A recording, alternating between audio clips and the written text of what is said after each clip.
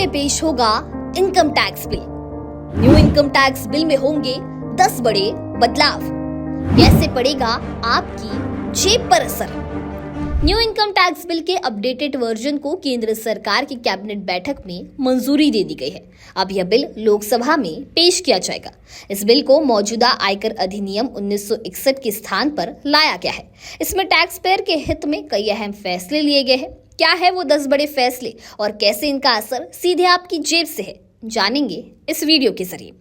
केंद्र सरकार की ओर से न्यू इनकम टैक्स बिल 2025 को सोमवार 11 अगस्त को संसद में टेबल किया जाएगा। इस बिल को लेकर काफी चर्चाएं भी हो रही है।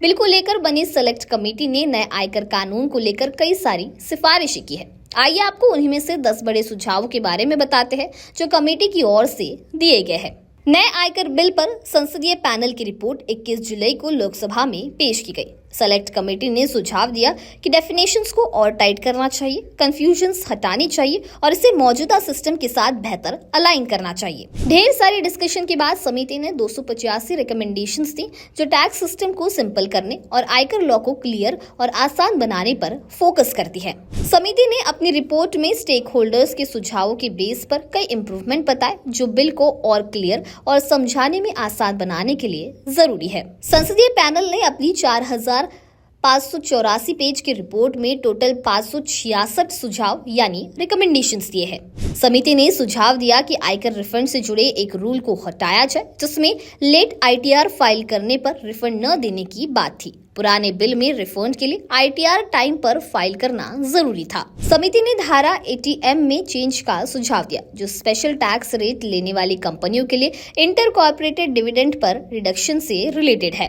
समिति ने ये भी सुझाया कि टैक्स पेयर्स को 0 TDS सर्टिफिकेट लेने की परमिशन दी जाए। आयकर डिपार्टमेंट ने क्लियर किया कि टैक्स रेट्स में कोई चेंज की रिकमेंडेशन नहीं की गई। हालांकि कुछ न्यूज में long term capital gain tax rates में बदलाव की बात की थी। समिति ने सुझाव दिया था कि माइक्रो और स्मॉल एंटरप्राइजेस की डेफिनेशन को MSME एक्ट के हिसाब से करना चाहिए। रिपोर्ट में advance ruling fees, provident fund पर TDS, लोअर टैक्स सर्टिफिकेट और पेनल्टी पावर्स पर क्लैरिटी के लिए बिल में चेंजेस की रिकमेंडेशन भी की गई है। नए इनकम टैक्स बिल को लेकर सबसे ज्यादा सवाल टैक्स स्लैब को लेकर उठ रहे हैं। टैक्स स्लैब जैसे पहले थे वैसे ही रहेंगे। आयकर विभाग ने स्पष्ट कर दिया है कि नए बिल में टैक्स की दरों या स्लैब में किसी भी तरह का बदलाव नहीं किया जाएगा। आम आदमी के लिए टैक्स की दरों में कोई फर्क नहीं पड़ा है, सिर्फ कानून को और समझने लायक बनाया गया है। अब इस बारे में आपकी क्या राय है हमें कमेंट सेक्शन में जरूर बताइए। वीडियो पसंद आया होगा तो इसे लाइक और शेयर करना ना भूलें और ऐसे ही तमाम अपडेट से जुड़े रहने के लिए बने रहें नव भारत लाइव के साथ।